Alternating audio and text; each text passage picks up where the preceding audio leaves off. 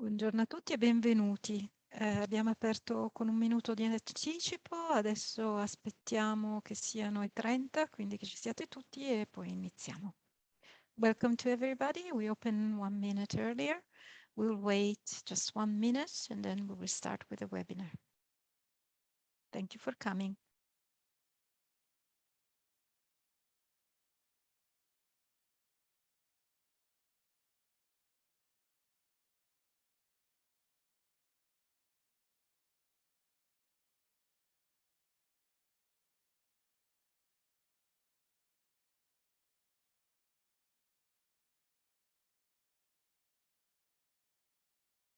There we are.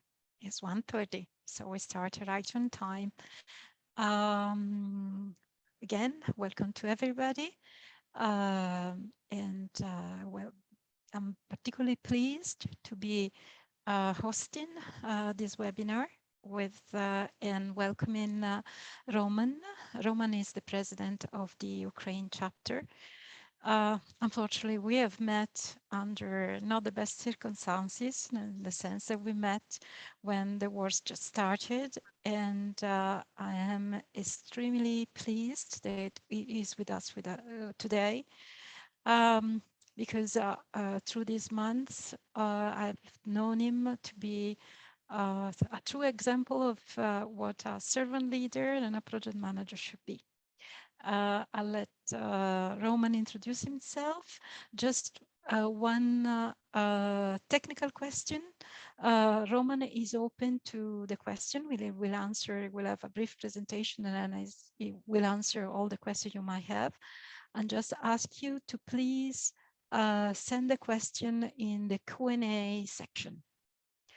Again, Roman, your time. Thank you very much, Lucy, for inviting me. Thank you for your words. Hello, everyone. Hello, Northern Italy PMI chapter, as well as other guests of this webinar.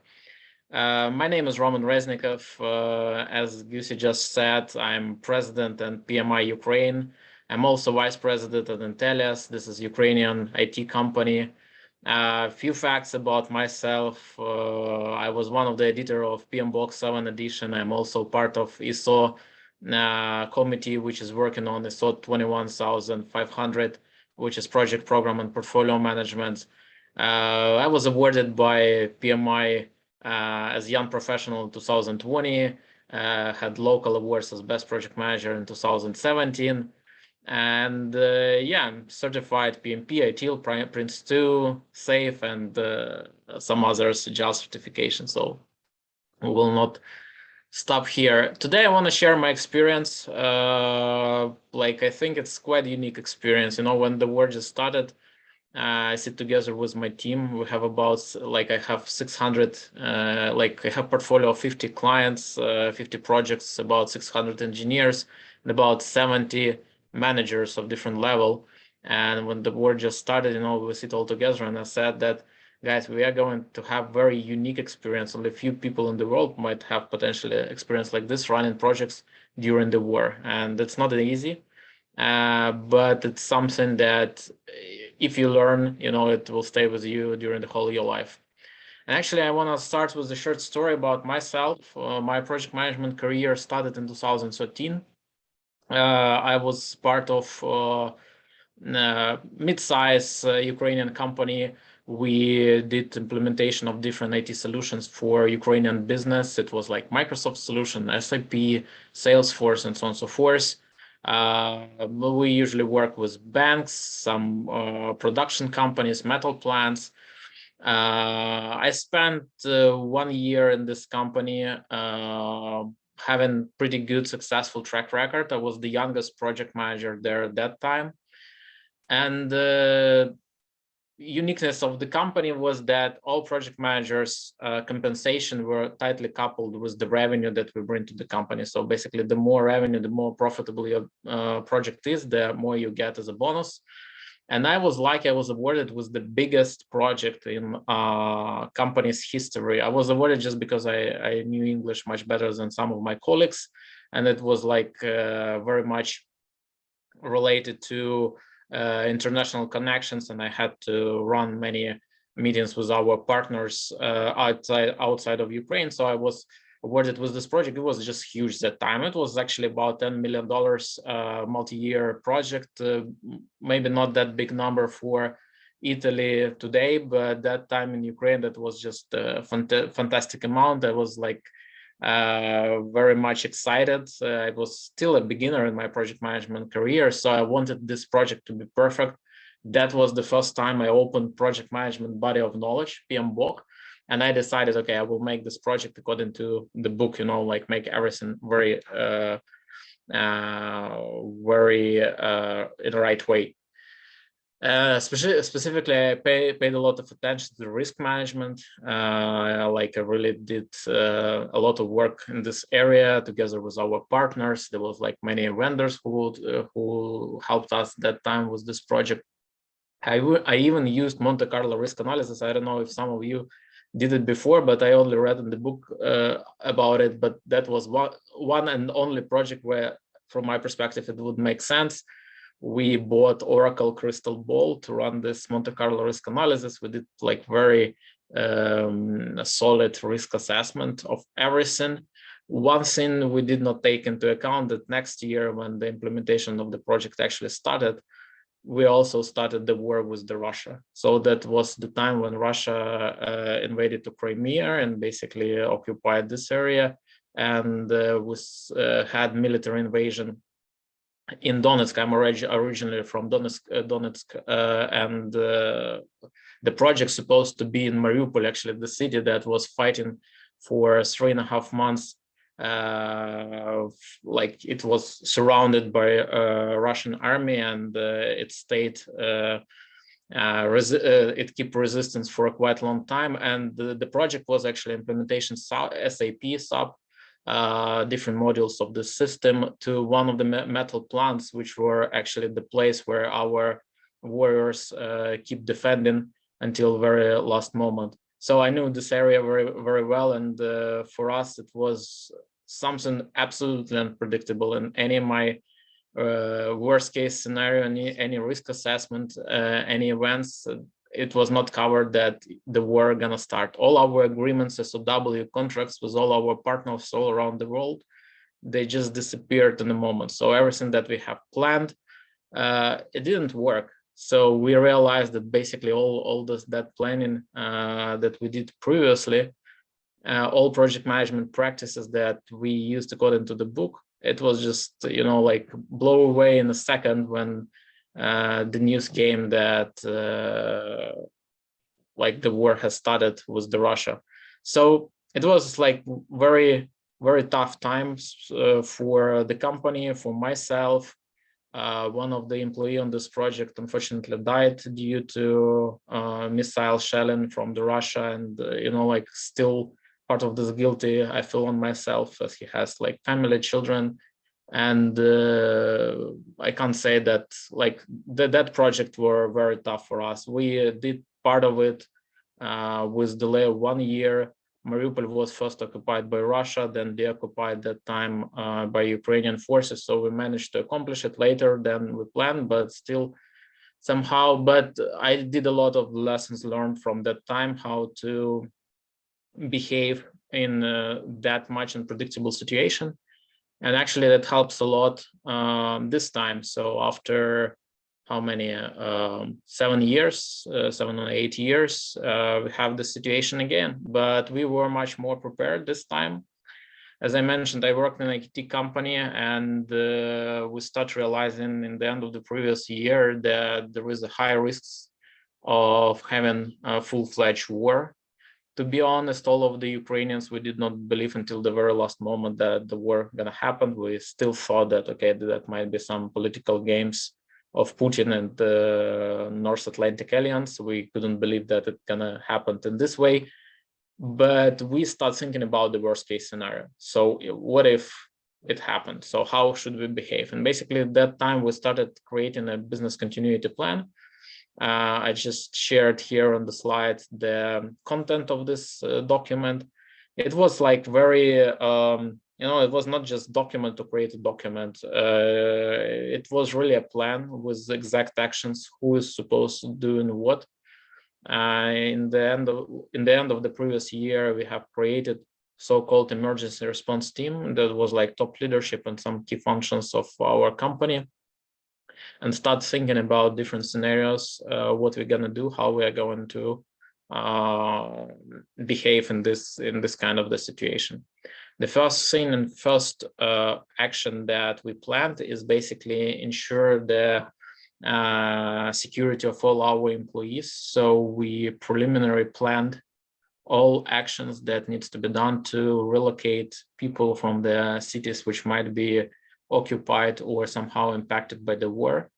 It was like pretty detailed and pretty tough logistics plan, as Ukraine is quite a big country, from Kharkiv to Lviv, more than 1,000 kilometers. And we do understand that if the war gonna start it, all like roads gonna be blocked. All agreements with some logistics company, with bus companies, like they will disappear in a moment. It would be very hard to get tickets on the train. Just during the first few weeks of the war, few millions of people were just moving from one side of Ukraine to another. So logistic was just a madness. And basically what we decided that it would be much more efficient not to build like contracts or agreements with the companies, because companies may say, okay, this is the war, this is the force major, but with the people. So we agreed directly with the owners of the buses in order to get in order to be ready to book them for us to relocate our people. We booked like 2 or 3 times more buses than we needed.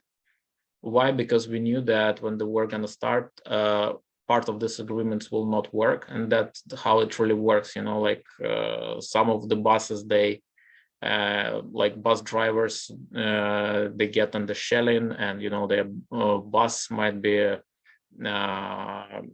damaged due to military actions. Also, like sometimes our buses were used for some humanitarian needs, and we cannot something do about it. I do remember in like Kiev, there was one day when we were planning to relocate a big bunch of people, and part of the buses were not able to do this, so people just waited for like under the rain, like families with pets, was everything for about 9 hours for another buses, because our buses were taken by one of the hospital to move children from oncology department from Kiev to Lviv. And we do understand that the reason was pretty significant, and people had to wait.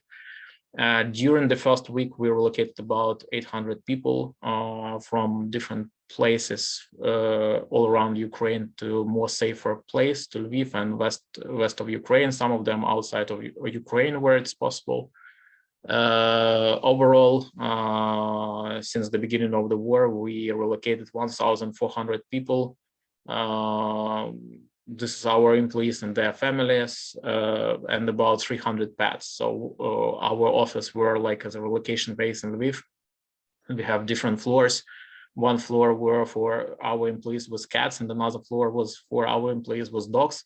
And we have separate big room for other animals, because we have like some parrots, some I don't know, like small crocodiles and stuff like that. So people brought their pets, and they were quite different. So it was pretty funny times. So that was our key focus, to ensure security of our team. And we did it quite well. So all our employees, all our, like, we are IT company, and like our key asset is engineers, IT engineers, and our goal was to make sure that everyone is safe. The second important question is to ensure services for our clients. For us, it was very important to keep everything working.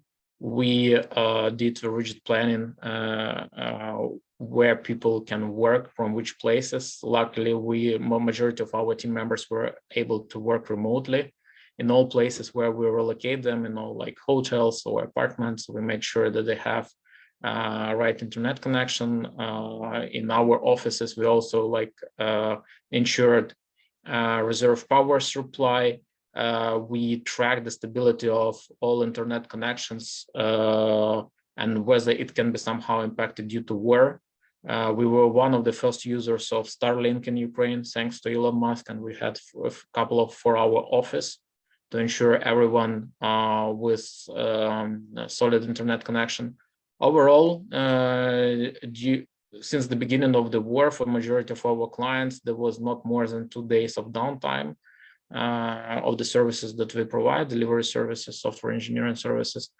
And yeah, basically within 2 days, bigger part of the people were located, they were in a safe place and they can continue our services. Other parts were relocated mostly during the weekend. So in terms of our services for the client, most acknowledge that, you know, we exceed expectation as a lot of people were keep providing the service. We also took a lot of actions to keep mental health of our employees. You know, war is very tough time from a mental perspective. You know, when you're all day reading the news and you see all that what is happening all around the country, your friends, relatives may be also somehow impacted. So it's pretty tough. And we had in some moment about 40 or 50 different psychologists working with our employees, providing them like sessions, helping them to stay stable and not have any depression. So that was another very important part of our service and duties that we have.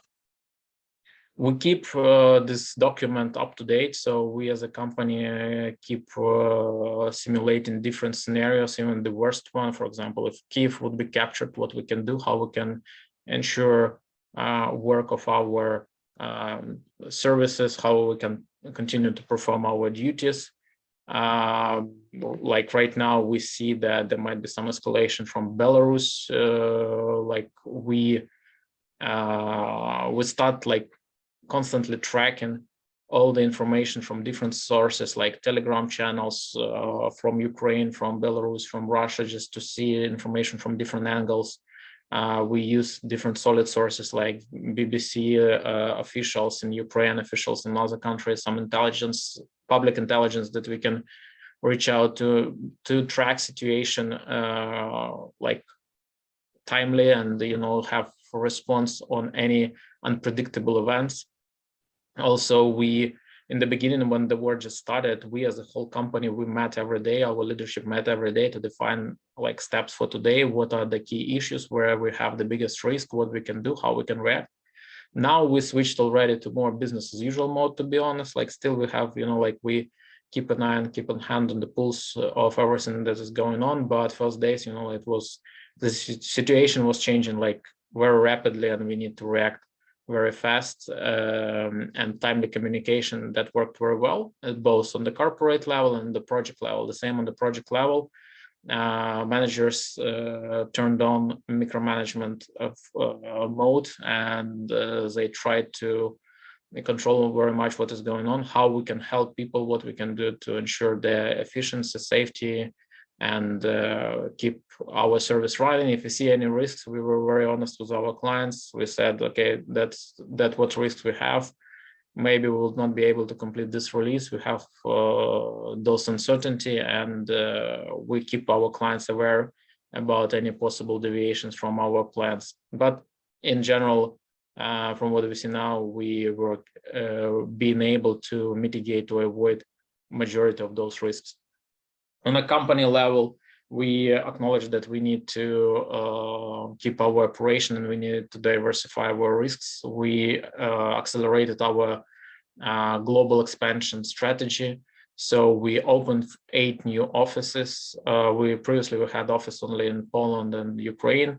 Now we have offices in Bulgaria, Croatia, Spain, Portugal, Colombia, and India, as well as we start like relocating some of the people closer to our clients, to Germany, United States, Canada, and some other countries. So in a nutshell, that's my story, and that's short overview of how we behaved during this tough time. Happy to answer your questions, and yeah, happy to share any experience in this area. Thank you. Thank you, Roman. I'll start with a question. What would you consider the key lessons learned you had during this time? So my key lessons learned is people safety first. Before making any risk mitigation or any like business changes, we need to ensure that our employees are secured.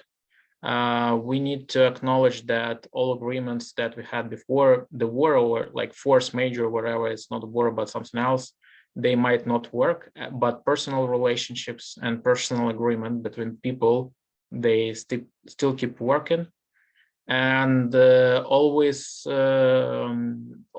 take in mind the worst case scenario. So don't expect that everything goes smoothly.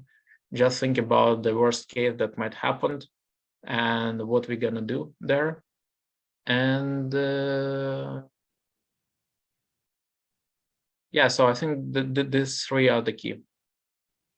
Okay, thank you, Roman. We have a question from Stephen. Where do you consider your headquarters today, now that the organization is dispersed? So we still consider that our headquarters is in Lviv, Ukraine. This is the biggest office, but in each country we have both offices and hubs for our employees, so they can visit them and work there. But still, we treat our Lviv headquarters as our headquarters, and all our leadership management is there.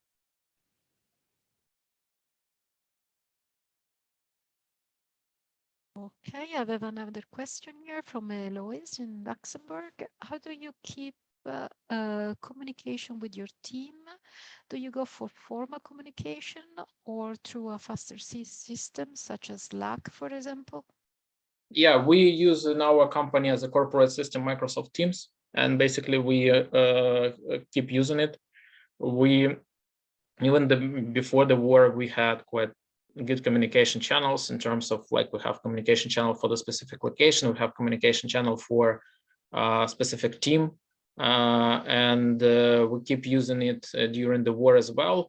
The only thing that, sometimes people might lose connection to the internet due to different events, and we start using just regular phone calls as an alternative. If we were not able to reach someone, we use it as like plan B. And yeah, so that's how we used it, especially for example, the cities where we relocate people. We would need to ensure that people will come to the specific place where we will relocate them from, where the bus is waiting for this. We were agreeing with everyone beforehand, even before the war. We said, okay, if something's going to happen, we will help you to relocate. That's the place where you need to come, and that's the time. We agreed on the regular time that the buses will be there to help them with the relocation. If we were not able to reach someone where our regular communication channel, we just use the phone call. Another question. How did your PMP certification help you through this time? That's a good question. Let me think how to answer it. Managing the crisis like this is also a project, and you should behave like you should treat it just a separate project to manage this crisis management. You need to think about the scope, what needs to be done, what work breakdown structure should be like. You need to think about the schedule. So like regular tools like Gantt charts, they helped a lot to understand how to coordinate the work of your team members. You need to understand the budget, because all this relocation, as you can imagine, it's pretty expensive endeavor, and you need to manage it somehow. You need to think about the risks. You need to understand the quality and its cost.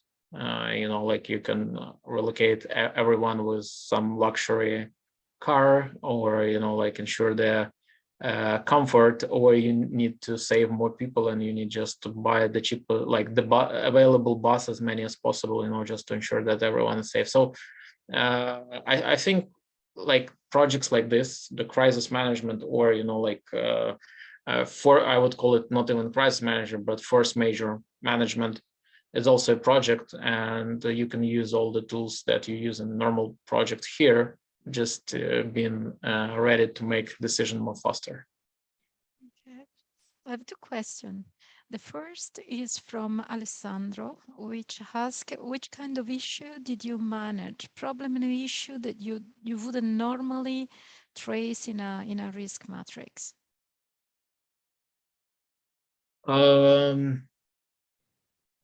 Actually, there were like too many, so it's very hard to name one specific. So the situation like this, it's like huge uncertainty. If you you don't have time for proper risk management during the day, because tons of new risks appeared every hour. For example, like we planned relocation of our employees and we have specific route. For example, from Kiev to Lviv, it's about 700 kilometers. And if you drive by a bus, it may take like 10 hours. If you relocate people, like we relocated people with the family, so it's small children, it's old people who need, like they can't stay in bus for 10 hours.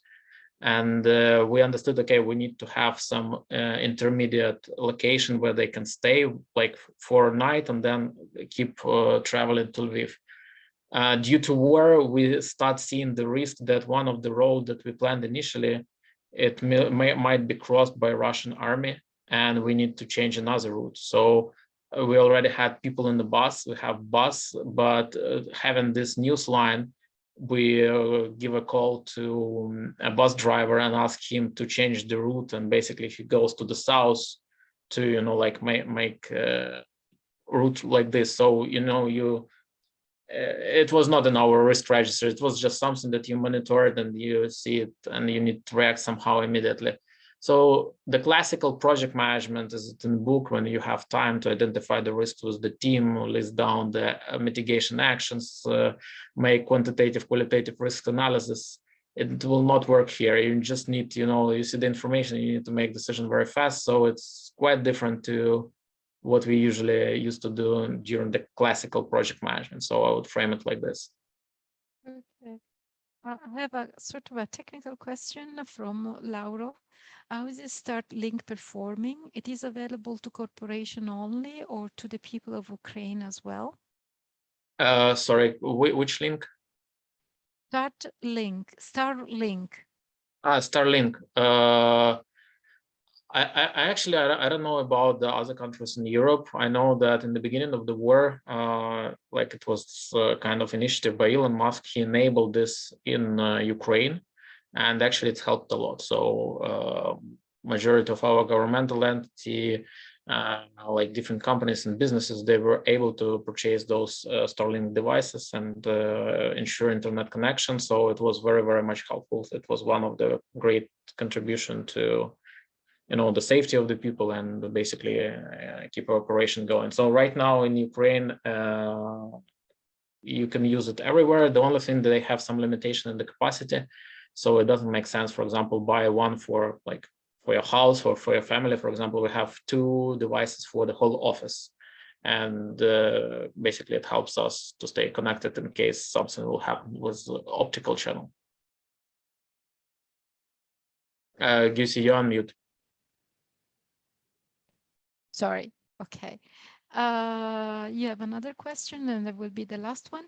How did you go about finding the required supplier quickly to do things your company does not normally do, such as travel to safe site, relocation, employee, psychologist? Yeah, so we did a risk buffer. Like cost management during such events is also like another can be another story for a book. We cut some of the planned costs initially, so we get some savings. Also, we had some risk buffer. Seen previous year that we have this risk, our company start preparing, and when the war has started, we had already required buffer to ensure security of everyone and perform all this risk mitigation actions, combined with some savings. It helped our company to stay healthy financial state. So it was like well prepared beforehand. I have one last question. Roman, this is from me. Which was the worst moment? I think the morning of 24th of February, when everything got started, I woke up from Serene, air alarm Serene. Last time I heard it in Donetsk 8 years ago, and I clearly knew what does it mean. I switched on the phone and I saw a few phone calls, one from my mom, one from my colleague. The phone was on vibrate mode, so I haven't heard it during when I was sleeping. I started checking the news line and it was just horrible. The first day, the Russia expected to, create a panic in Ukraine, and they have massive missile attacks. So you can read that the explosion were all around Ukraine, Ivano-Frankivsk, which is very close to Lviv. In any city, we saw the news line that Russian troops already close to major city like Kiev, Kharkiv, and so on and so forth. And we saw photos of thousands and thousands tanks and equipment. So those first day were like very stressful. And to be honest, majority of Ukrainians, we were not sure that Ukraine were able to stand against this amount of troops, because it was like 10 to 15 times more than we have on this direction. And, they were much more prepared for this attack that we were. So first days, even like I have some of my friends and colleagues in military, they were not sure we were able to push back, but we managed to. We did not give up. We find our forces to push them back, and it works now. The situation is much more stable. Still very tough clashes. Still, Ukraine unfortunately lacking weapon to push back, but we already, we know our enemy, and we are not afraid to fight in with them. So we are in much better shape than it was in February. Okay, thank you, Roman. We're just a few minutes late, but just before we let you go, um, I just want to remind for the people that are connecting from other chapters or even outside our PMI chapters, that there is an initiative of 20 chapters, PMI chapters, to help Ukraine, not only now that the war is still going on, but in the future, when we will all be thinking about reconstructing and doing projects that will have a better future. Uh, Having said that, thank you again, Roman, for being with Thank you us. very much, Lucy. I want also to thank PMI and leaders of different PMI chapters. For us, for Ukrainian, international support is very much important, not only because of money or because of weapon, but also the support on the moral side, that the majority of like civilized world supporting us. That's very important message, and that's something that help us to keep fighting against Russia. So thank you very much for this. Thank you for your support. Thank you for inviting me, and look forward to meet all of you in person one day. Oh, you're certainly going to be invited all over our chapter as soon as you can leave Ukraine. Okay. Thank Thank you. you again, Roman. Thank you to everybody, and have a good afternoon. You Bye. too. Take care. Bye. Bye bye.